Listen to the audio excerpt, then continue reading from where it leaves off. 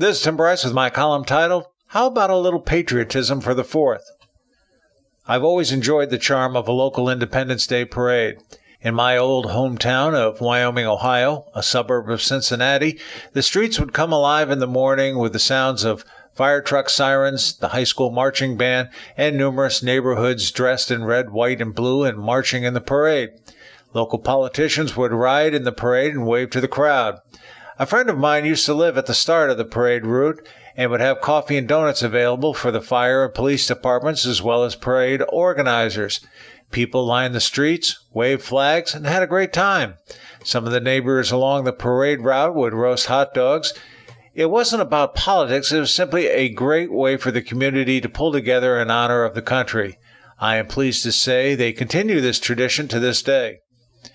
Unfortunately, it is not the same in my current hometown of Palm Harbor, Florida, who has yet to discover the benefits of this community event. I would have thought the American Legion, the VFW, the Masons, or the local Chamber of Commerce would have pushed for such an event, but not yet. Maybe they think it is too hot for such a parade, or that not enough people would show any interest. I hate to say it, but Cincinnati gets every bit as hot as Florida during the summer, perhaps more so. And there should be sufficient interest as neighboring Safety Harbor hosts such a parade. I wonder what they know that we don't. It would be nice to see the local community pull together and demonstrate a little unity on America's birthday. No, this is not about taking a knee and protesting. It's about community spirit, pride, and teaching patriotism to our youth, plus having a little fun while we're at it. Are we so polarized that we cannot simply enjoy our community and country? I'm not there to represent a political party or ideology, as that is not the point.